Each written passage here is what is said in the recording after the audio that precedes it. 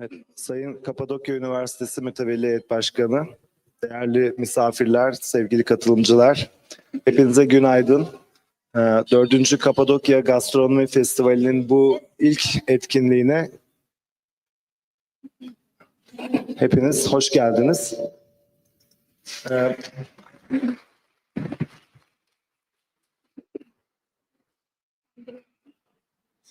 Esteemed Chairperson of the Board of Trustees of Cappadocia University, good morning and welcome to the 4th Cappadocia Gastronomy Festival.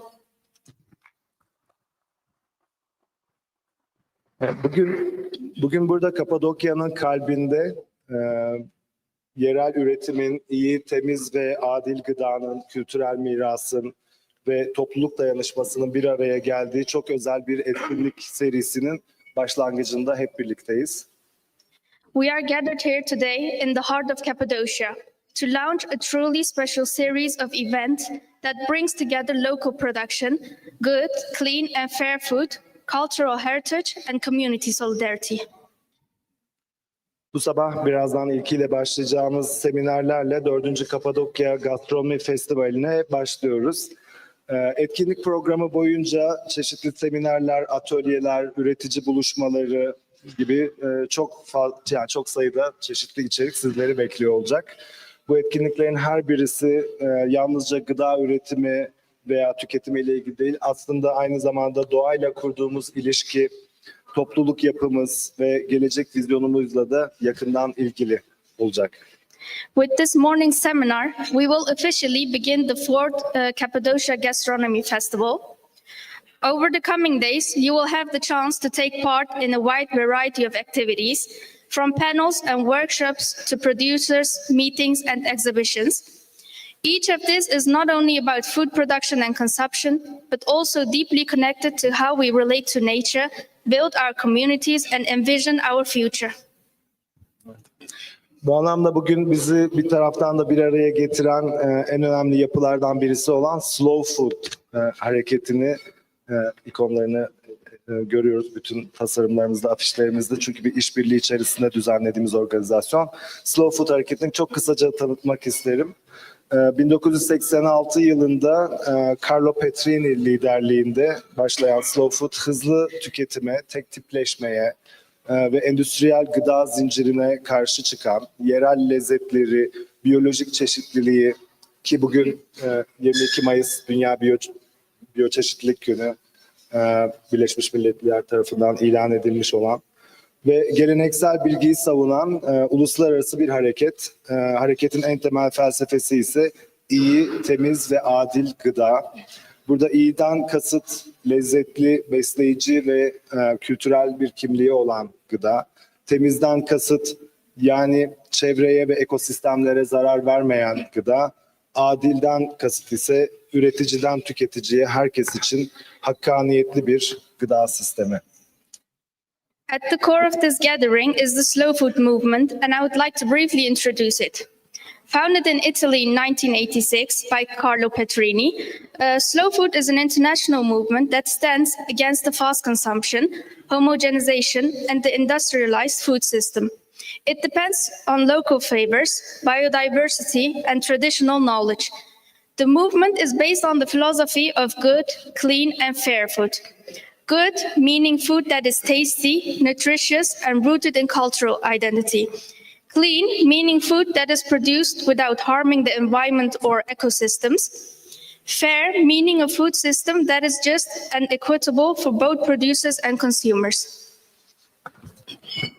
Bu yaklaşım, yani Slow Food'un bu yaklaşımı sadece sofralarımızda değil, tarlada, pazarda, okulda ve toplumun her alanında aslında adaletli bir gıda kültürü inşa etmeye yönelik bir yapıdır. This approach aims to build a fairer food culture, not only on our plates, but also in our fields, markets, schools, and throughout society. Evet, bugün bütün bu felsefenin somut bir örneği olarak cumartesi günü açılışı yapılacak olan Slow Food Kapadokya Yeryüzü Pazarı bizim karşımızda, yakında bizi bekliyor. Slow Food'un yerel üreticileri doğrudan desteklemek, agroekolojik üretimi teşvik etmek ve tüketici ile üretici arasındaki bağı güçlendirmek amacıyla oluşturduğu topluluk temelli bir pazar yapısıdır. This approach aims to build a fairer food culture, not only on our plates but also in our fields. And one of the best examples of this philosophy is the Cappadocia market, which will launch on Saturday. Each markets are community-based markets created by Slow Food to support local producers, promote agroecological farming, and strengthen the connection between producers and consumers. Bu pazarlar sadece alışveriş yapılan yerler değil, aynı zamanda bilginin, kültürün, dayanışmanın ve ekolojik bilincin paylaşıldığı sosyal alanlardır. Bunu da unutmamamız gerekir. But these markets are more than places of exchange. They are spaces for sharing knowledge, culture, solidarity, and ecological awareness. Kapadokya Yeryüzü Pazarı bu anlayışla yerel üreticileri, geleneksel ürünleri ve bölgesel mutfak mirasını yaşatmayı hedefleyecek cumartesi günü resmi açılışıyla birlikte. Bu pazar sayesinde yalnızca nitelikli ve sürdürülebilir ürünlerle ulaşmakla kalmayacağız. Aynı zamanda üreticilerle doğrudan temas kurarak onların emeğine, bilgisine ve hikayesine tanıklık ediyor olacağız cumartesi günü. The Cappadocia Earth Market aims to keep local producers, traditional products, and regional culinary heritage alive. It not only offers access to high quality, sustainable goods, but also allows consumers to connect directly with the people who produce them, to witness their labor, their knowledge, and their stories. Evet, toparlayacak olursak o zaman katılımınız için, bugün burada bulunduğunuz için bizlerle bu açılışta hepinize çok teşekkür ediyoruz. Hepinize verimli, ilham verici ve bol sohbetli bir etkinlikler dizisi diliyoruz. Thank you for being here. I wish you all an inspiring, engaging, and meaningful experience during this unique event series. Thank you.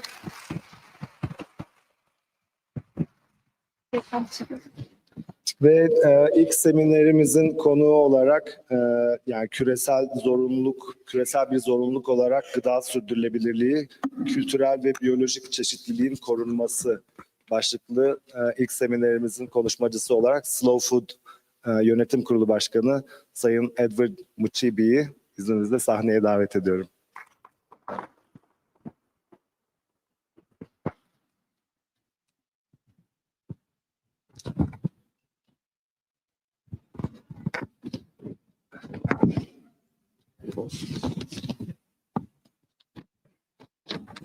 Seminerin geri kalanı İngilizce olarak devam edecek.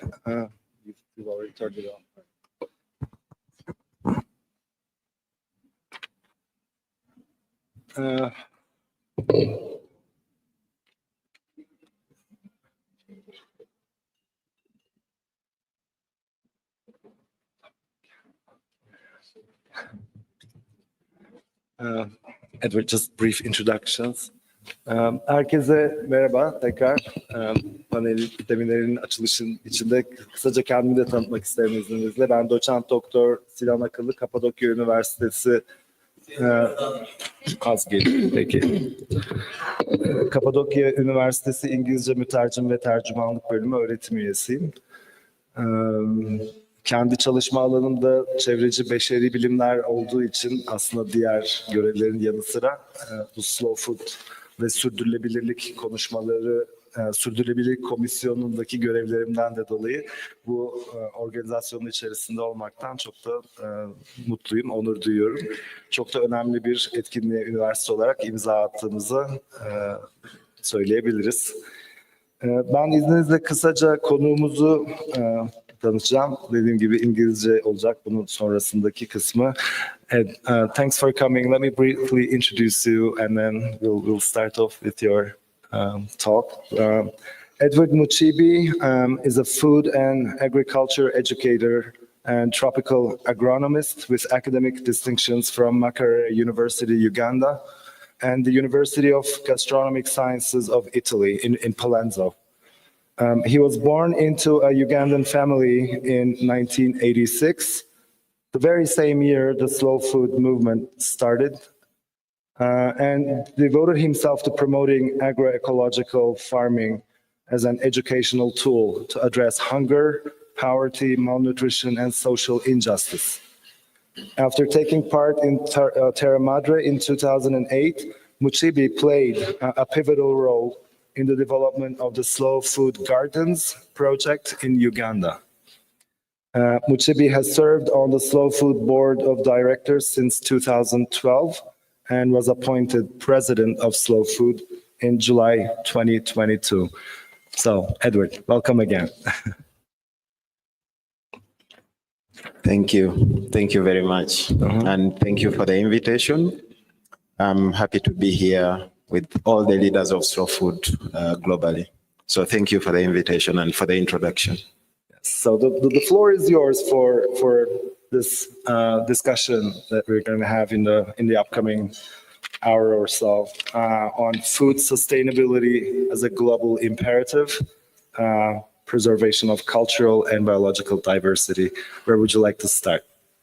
Yeah, I think this is a very broad topic that we are trying to discuss today, but we are just going to open opportunities for further engagement and also further investigations into this topic.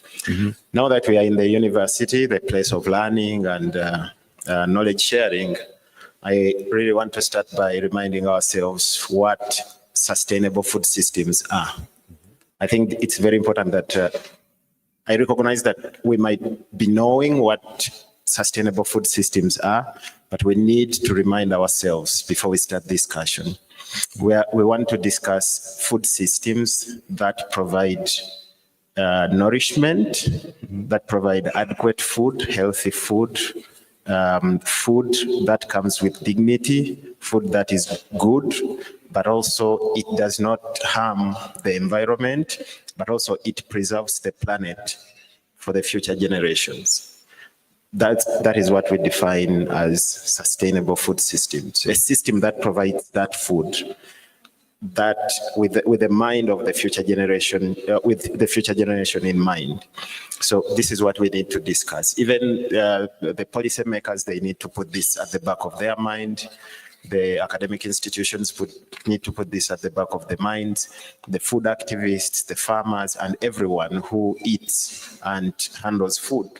We need to understand that we need to work in a system that nourishes us, but also nourishes the planet, but also preserves the planet for the future generations, such that they can find the planet as intact or even better than how we found it and how we are living it.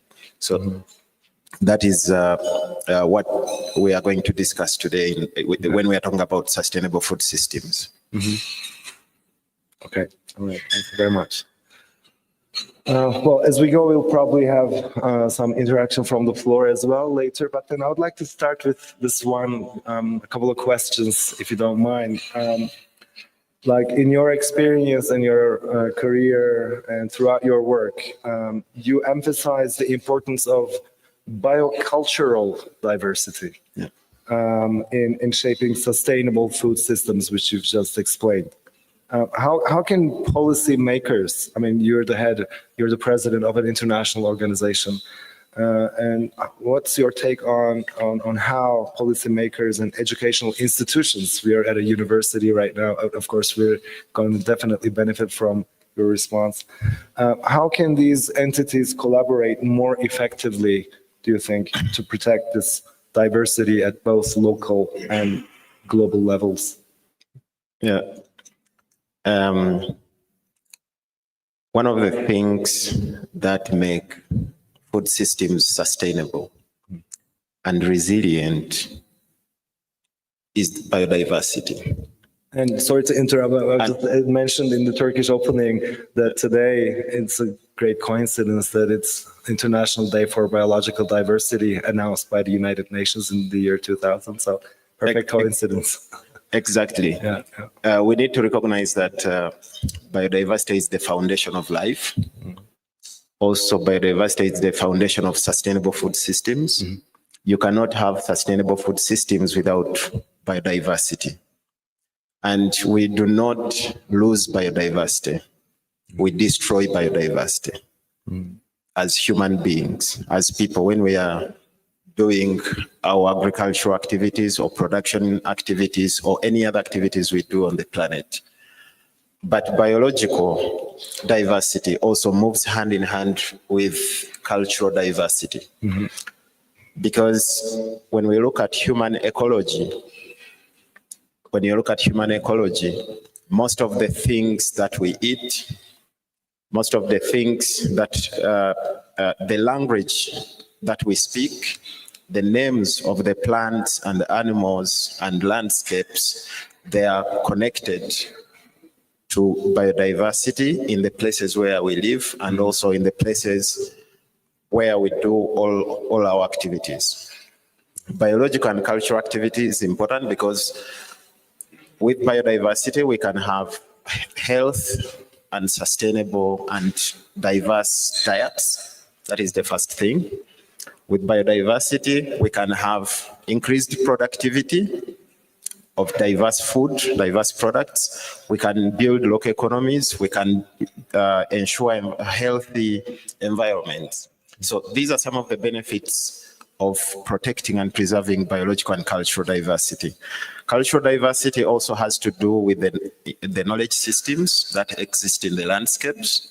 It has to do also with the techniques that we use in production, preservation, preparation, and consumption of the different foodstuffs, but also the techniques we use in educating other people or informing other people about our heritage, our culture, and nature. So this also entails cultural diversity.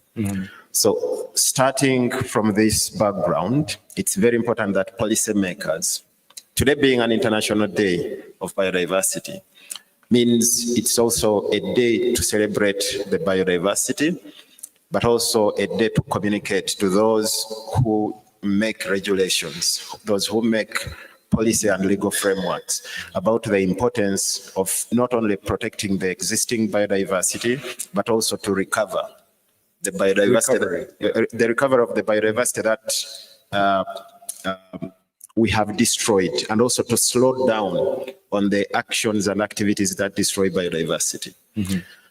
I will start with the policymakers.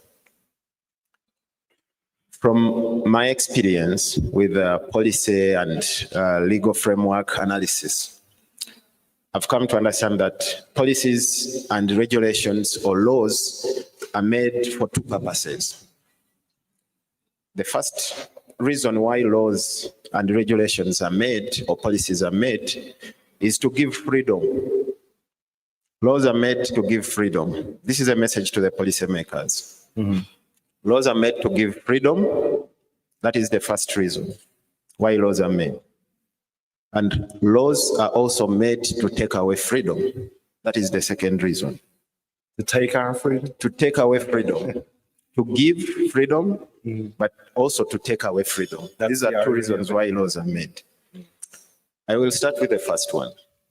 When laws are made to give freedom, we need laws that give freedom to indigenous peoples, to peoples in the communities, to smallholder farmers, to exercise agricultural systems or agricultural practices that protect the environment. Farmers need that freedom, they need that right to continue protecting biodiversity. We need policies and regulations that give freedom to smallholder farmers to bring that biodiversity from their farms to the cities, to create farmers' markets, to bring this biodiversity to the cities, to find public spaces where they can freely and also publicly educate others about biodiversity from the different landscapes, from the different farms. We need laws that give this freedom. We need regulations and laws that give freedom to food movements like slow food and activists to educate and also inform the public about the danger that we are facing if we lose biodiversity. And also the possibility that we still have a chance to recover and stop the criminality of destroying biodiversity by the industrial food systems. So we need that freedom. That freedom needs to come from the legal perspectives, from the regulations and policies. The city councils need to make laws and policies that make that freedom possible. The governments need to make laws and regulations that make that freedom possible, to give freedom to the people to educate and also to exercise activities and actions that protect and preserve biodiversity. We also need freedom to the people, especially women in rural communities that save seed, that save biodiversity, to share these seeds, and also to develop farmer-led local seed systems, because the seed is also a very big part of protecting biodiversity. On the other side, for the policymakers, we need laws that take away freedom. The laws that take away the freedom of industrial farms, the freedom of expansion of monocultures, the freedom of expanding industrial livestock farms that reduce the number of species, but also that affect the growth and also expansion or recovery of biodiversity. We need to limit that freedom. We need to limit the freedom of industrial production systems. We need also to limit the freedom of processing, vending and selling ultra-processed foods. These are also enemies of biodiversity. So we need also freedom to limit and also reduce the development and distribution of genetically modified organisms. So we need laws that limit that freedom, that take away that freedom. Because that second freedom is at the expense of the first and larger freedom. Yes, yes, exactly. The expansion of this freedom to develop GMOs, to develop industrial food systems, to develop more highly hazardous pesticides and agrochemicals takes away the freedom, the first freedom that favors biodiversity. So for the legal and policy frameworks, we need to understand this. We need freedoms that give biodiversity, legislations that give biodiversity freedom, but also we need legislations or regulations or policy frameworks that limit actions and activities that destroy biodiversity. This is something that we need to do. But for the policy makers to do this, they need knowledge.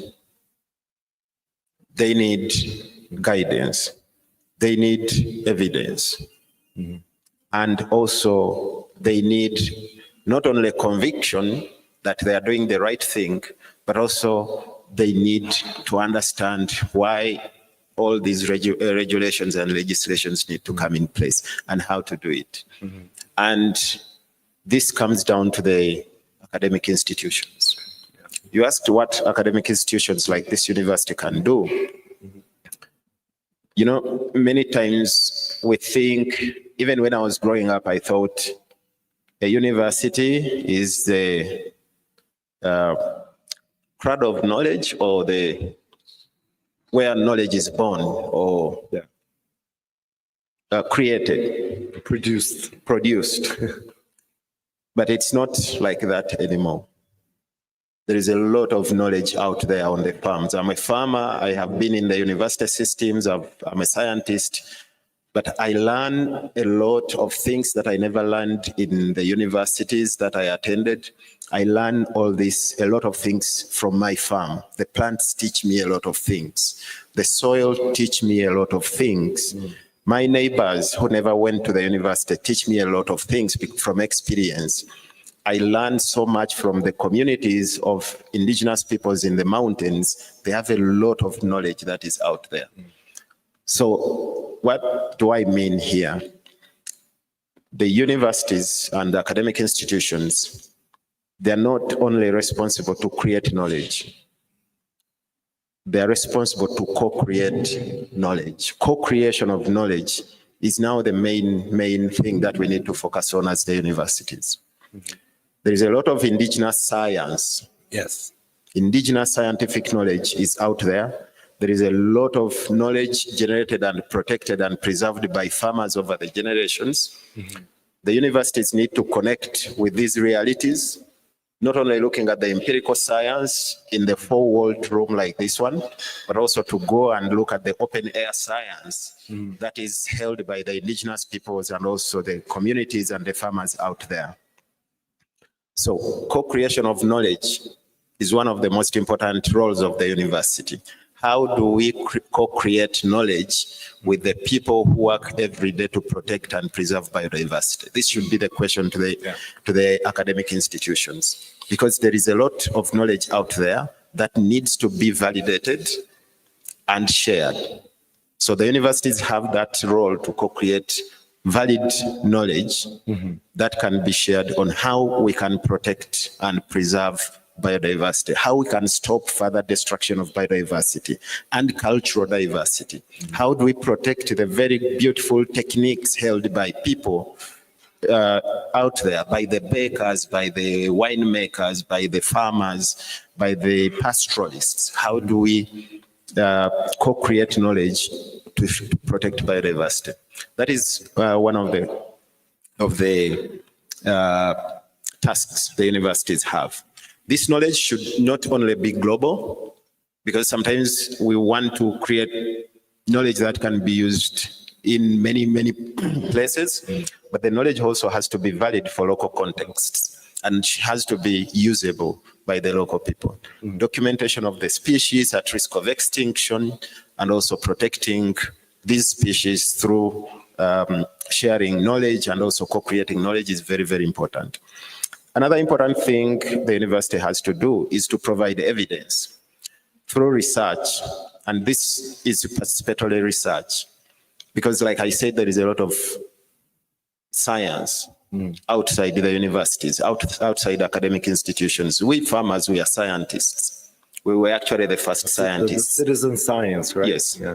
We were the first scientists who discovered how to multiply seeds, how to create hybrids. It was not done in the research institutions. It was done on the farms 10,000 years ago.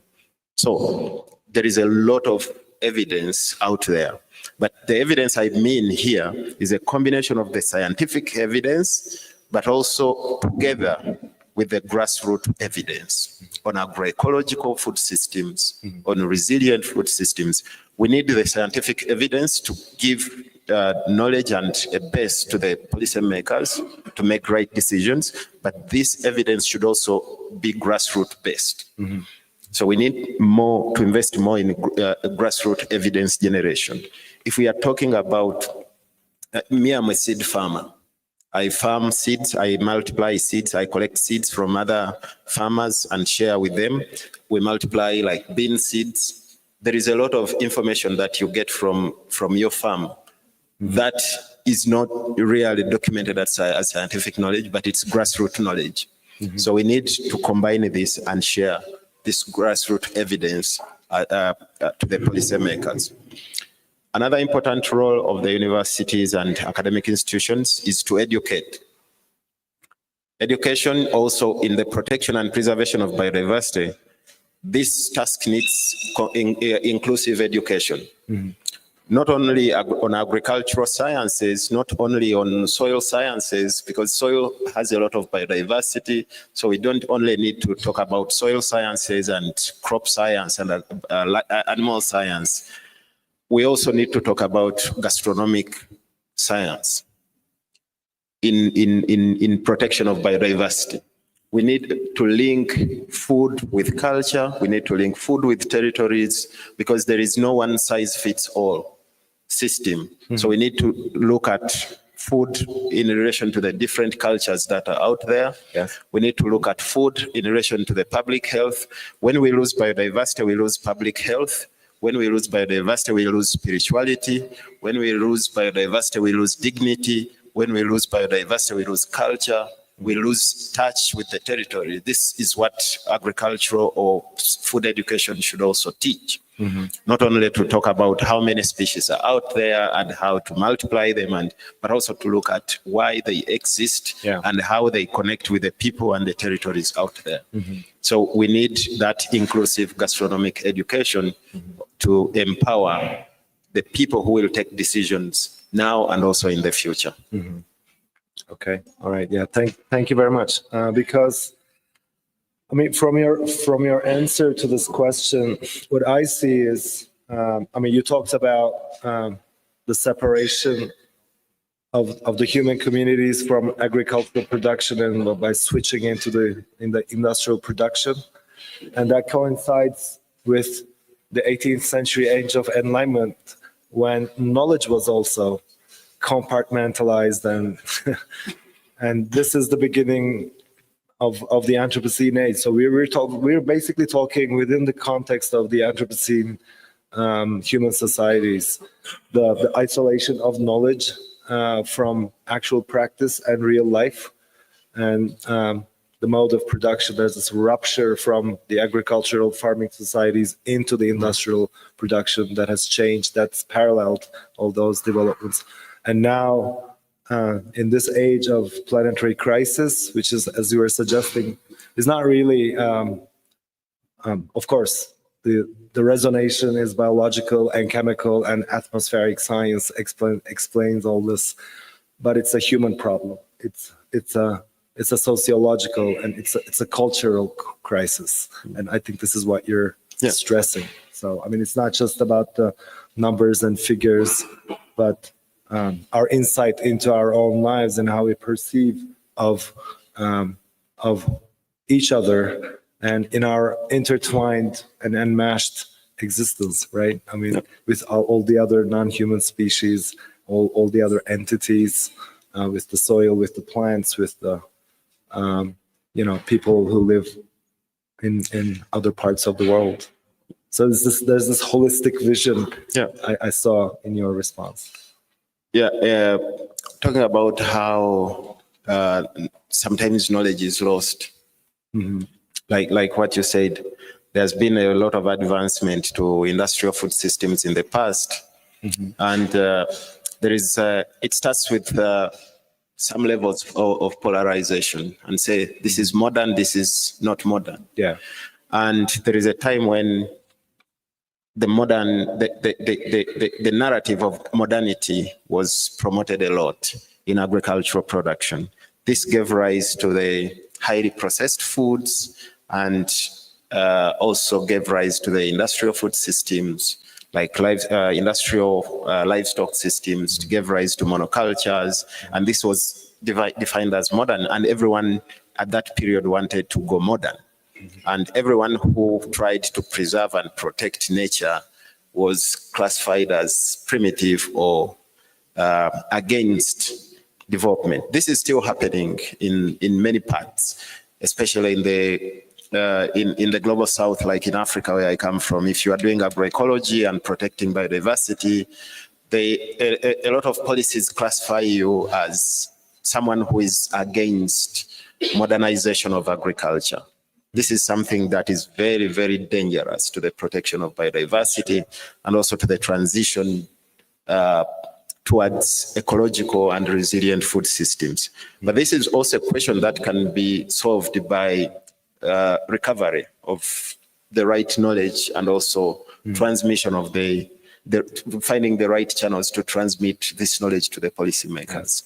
Because the new modern is the modernity that protects the planet, that slows down the planetary crisis, like climate change, public health issues, and others. That should be the new modern. That should be the new way to talk about modern production systems. They actually not the one that are highly technologically advanced, that are highly industrialized. They are the ones that actually promote and protect the environment and bring back dignity to the people who work on the planet, who work to protect biodiversity and also to promote biodiverse production systems. But this has been a problem that was created by the proponents of the industrial food system. And as academic institutions, you have a very big role to deconstruct or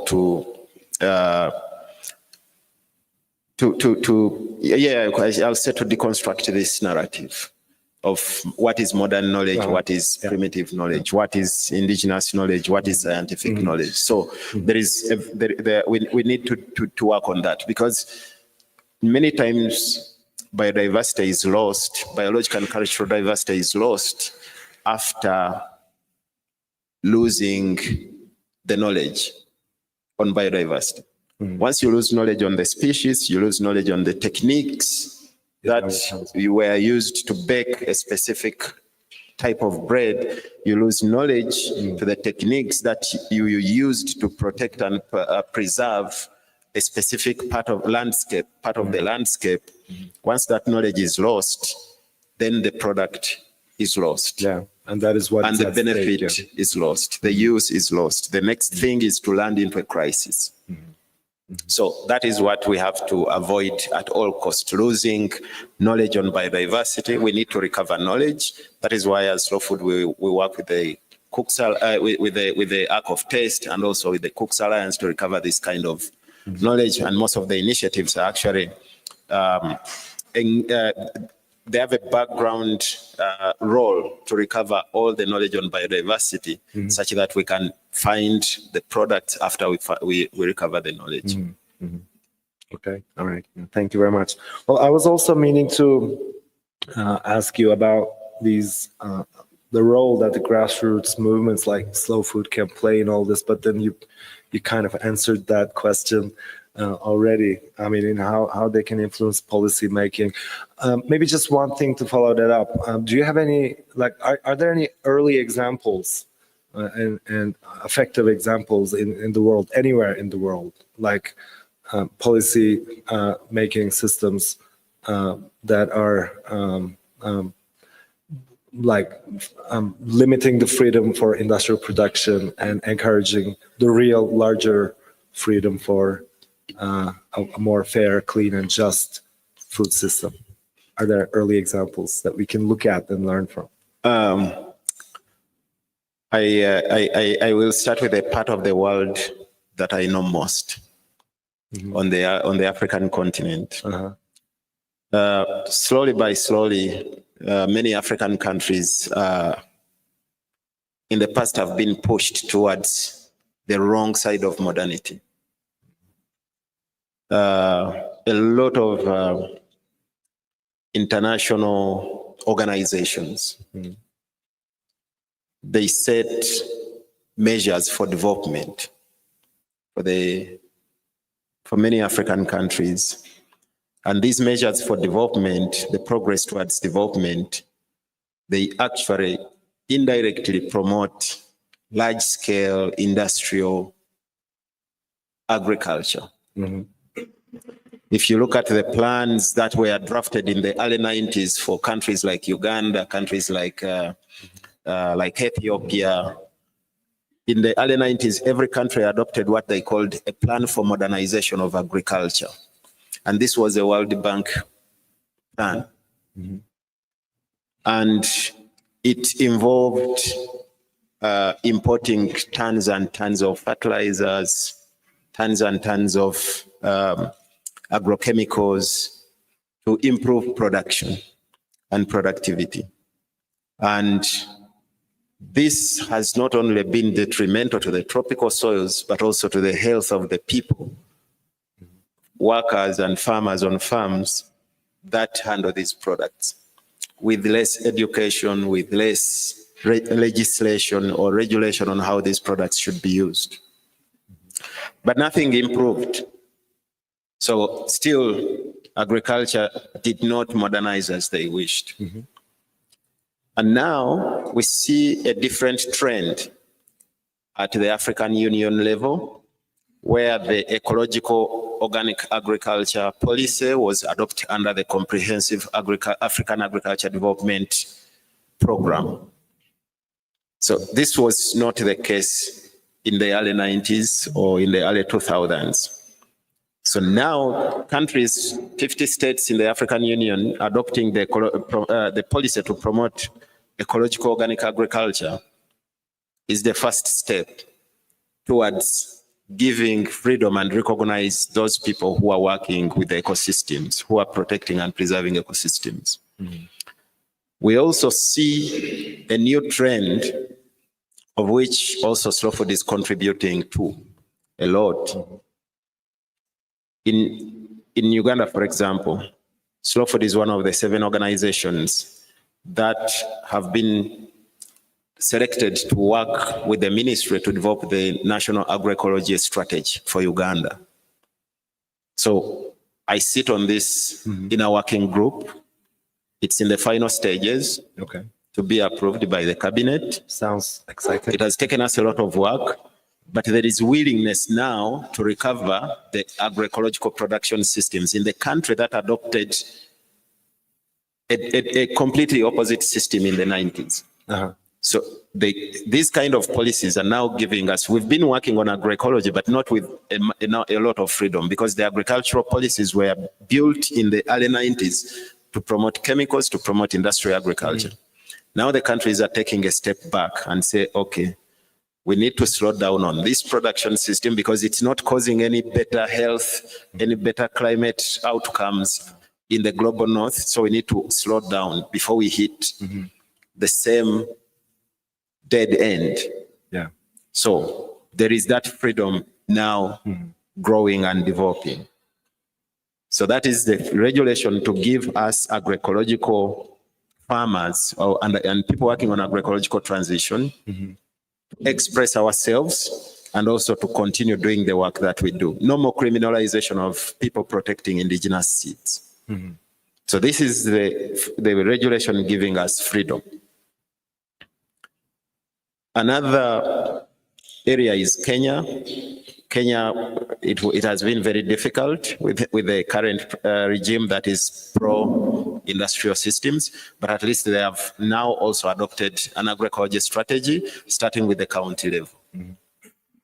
Another example of regulations that limit freedom of the industrial systems, I will still give an example of the country also I know very well, Uganda, where we blocked the law, the proposed bill, the proposed law that was giving seed companies to develop, promote, and distribute genetically modified organisms in the country. This was 2017. And also as Slow Food, we played a very important role in stopping this regulation. So this regulation took away the freedom of GMO proponents to distribute genetically modified organisms in a country like Uganda, which needs to protect its biodiversity, which is one of the most biodiverse countries on the planet.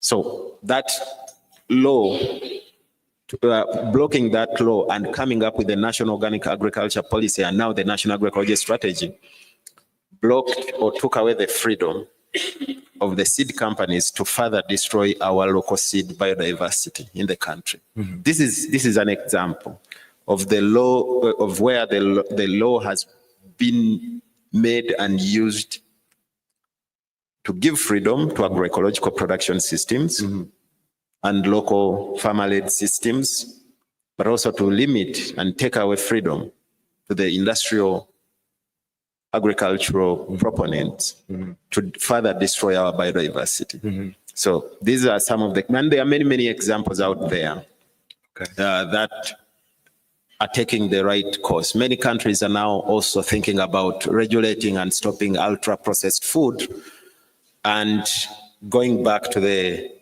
diverse local diets. So these are some of the regulations that we need to look at. Yeah. Yes, thank you very much. So, I mean, these are all signs of hope, and then hopefully they'll be replicated elsewhere and more powerfully and more systematically, because we need this wider effect. So, I mean, as we like move towards the end of our time, and I also wish to leave the floor for possible questions from the floor, but maybe just one personal question, because that was also very interesting to read in your CV that you were born in the same year as the slow food movement began. And do you ever think about this coincidence, a very happy coincidence, I'm sure for you, as symbolic in your life's journey, especially considering how central food and agriculture have become in your mission? And I also know that you've worked at all the different levels and stages of the work of slow food movement from its beginning. You've always been in it at some point or in some different role. What's this personal relationship with slow food? I don't know if we have enough time to tell my personal relationship, my personal story with slow food, but yes, this is a very important question. It's a big coincidence that slow food, me and slow food, we were born in the same year. So if you really want to calculate my year, my age, and the year I was born, you have to go and look at the history of slow food. So I'm as old as the history of slow food, but it's a very big coincidence. But also before I knew about slow food, I always had this passion to change things. Having born in a farming family, I always observed how things are done. Since I was a child, I've been a farmer, and I still farm. Even before I traveled here, I left the farm at 11 p.m. to go and catch the flight. So I still farm, but also my connection with slow food starts, I can say, nearly 20 years ago. So when I was at the university, so that is where my connection with slow food starts. Because as an educator, I was working on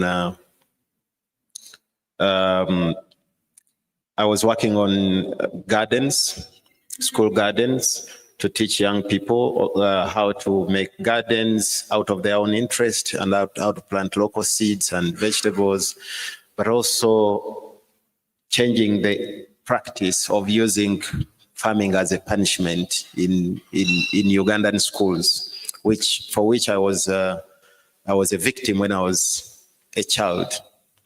So I wanted to change that, and I started working with schools to positively think about gardening, to tell children that you can do gardening as part of your life, but also as a way to decide and determine your future in terms of making your food choices, but also how to get involved in agriculture.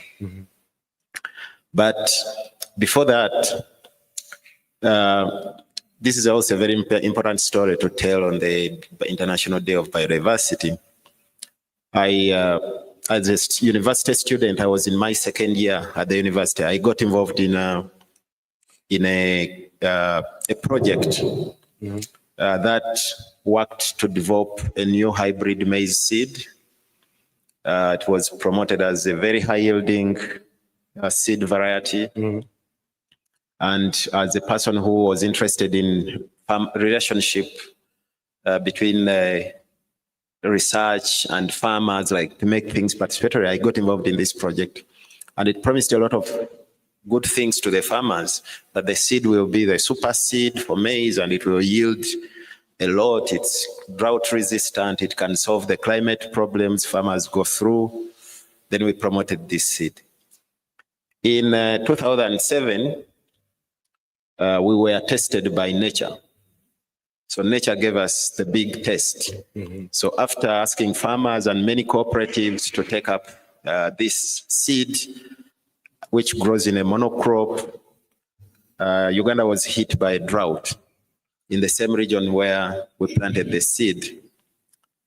And the farmers lost a lot. So farmers lost a lot of crop, and they had planted the maize as a monocrop. And I was responsible for creating the relationship between the project and the farmers. So I had to speak to the farmers. When I went to speak to the farmers, I felt the disappointment, the anger the farmers had towards this kind of initiative. And all this anger was, I'm the one who was facing this anger from the farmers, and disappointment and confusion from the communities. So this is the turning point in my career as an agronomist. And I saw this destruction we had made, the confusion we had created, and also the anger we had seeded in the hearts of the farmers. I came back, explained to my colleagues, and said, this is not the way to promote food security. This is not the way Africa or Uganda or any other country can attain food sovereignty. We need to support these people, stop this monoculture, stop this kind of seed system, and recover the local seeds, the biodiversity, the diverse farming systems. Because the agriculture that I knew from the beginning when I was young is this tropical agriculture where you plant very many crops on the piece of land. If the climate changes and you have drought, another crop will survive. The cassava will survive, the fruit trees will still be there, you can still eat, you can still go to the market. But now here we are, all the land, farmers have planted maize and they have lost. So this opened my eyes.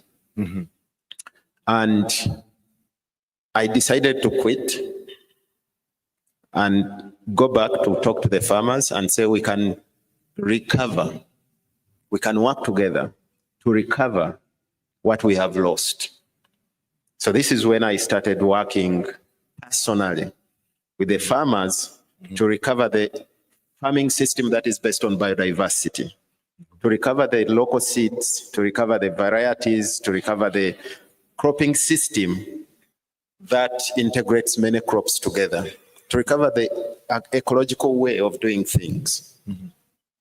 So in 2008, and of course doing this against the system that I was working in, I felt so alone.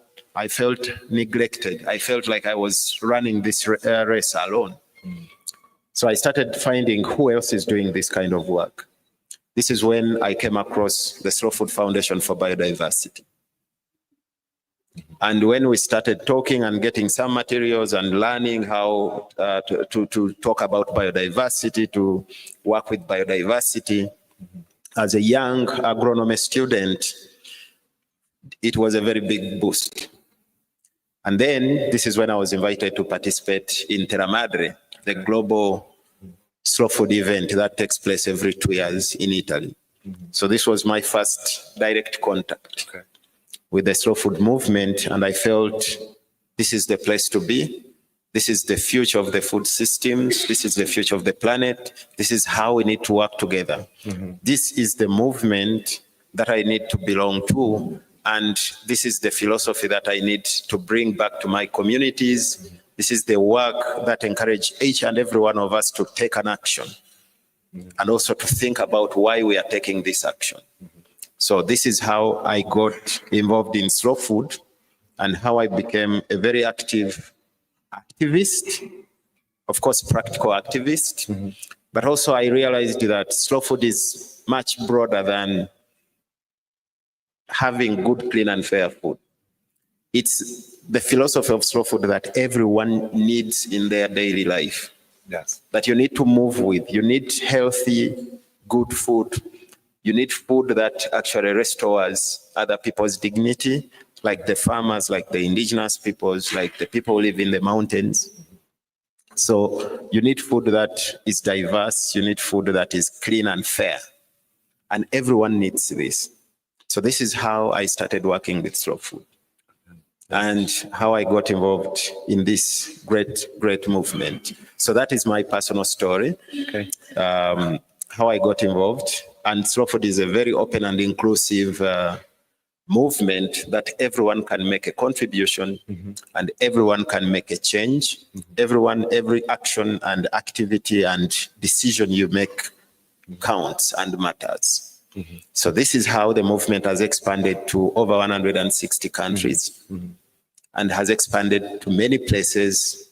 And it's now a true global grassroots movement that looks at food from an angle of 360 degrees.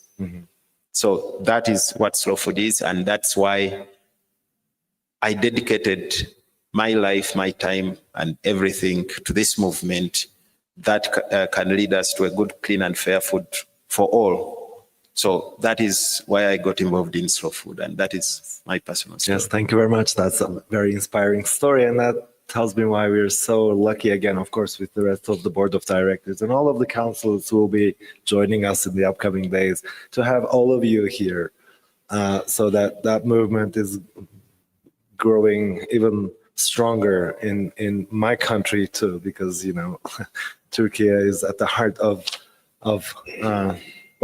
this bridge between Europe and Asia. Of course, all of the countries are looking at the planetary scale. We are all as important as any of the other countries. All of the geographies are, but then it's exciting for us to be welcoming you here and hosting you here.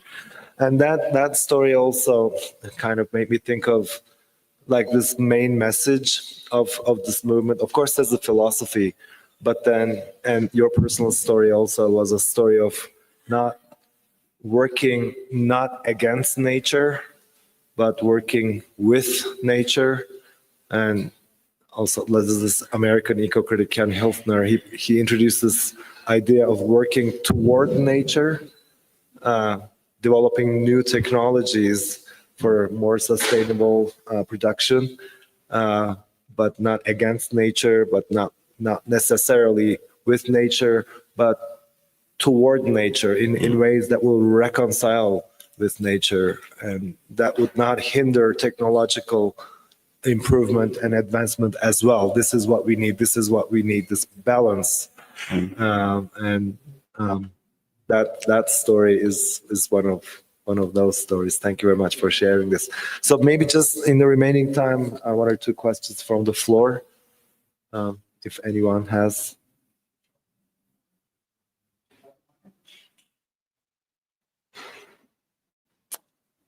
Any questions from the floor?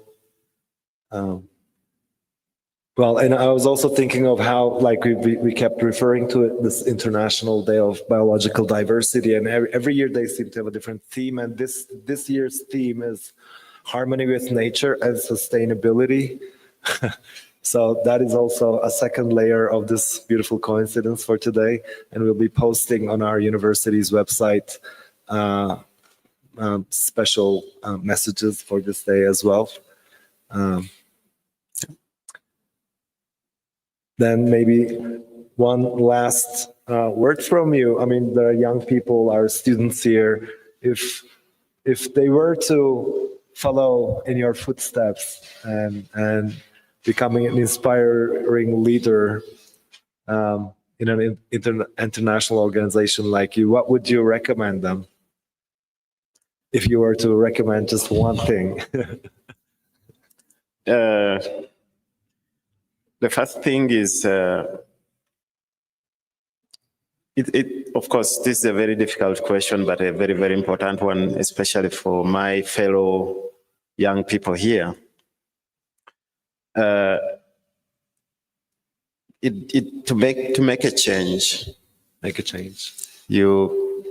There is no age limit. The low and the high age limits don't matter. And also, it's always not too late or not too early to get involved in things that actually pave way for a better future. So many times I do not think about myself as an individual. I really think about the future of the people who will come before me and how they will find the planet or how they will find the place. And also, if you are in the university, I have a very personal conviction or a personal story. When I joined the university in 2006, I was 20 years. Actually, I was 20 years and I met this professor in the university. He was a professor of soil physics. And I loved soil science. I'm a soil scientist. That's why he inspired me to study soil science, soil physics, soil chemistry, and soil biology. But he told me that the moment you get into a room or a system, this is a message to all of us young people and to all of us here. The moment you enter a room, the first thing you do before you sit down, before you make your seat warm, is to find where the exit is. Right? This is a very personal story which I normally share when I'm talking to young people. The room is this university. It's a system, it's a room. So the moment you come to the university and you sit and start the studies, think about your exit. Which impact do you want to leave behind in this university? That is what it means. Think about the exit, look for the exit. The moment you join an organization, think about your impact. How will you leave that organization? This gave me a conviction. When I came to this room called the planet, right? Yeah. And I entered this room called the planet, I have to find the exit. So by the time I find the exit, which impact will I leave behind? Is it a positive impact or a negative impact? Will I leave a dent on the walls of the university, or I will leave the walls of the university very clean and appreciated by those who will join this university later? Mm-hmm. So this is a message to you young people, fellow young people. The moment you're in this room, the moment you're in this system, what is your exit strategy? Are you going to make more impact, positive impact in lives of other people out there? What is your strategy after the university or when you are still at the university? So it's not always too late or too early to choose to do the right thing, to choose to eat well, to choose to support someone, to support a farmer, to support anyone do better. So that is the message. And that is how I move my life. So it's a very personal story. It's a very personal motivation that I wanted to share with you. Okay, thank you very much. Then I think I can formulate our own exit strategy at the end of our time. And thank you very much for this very inspiring conversation.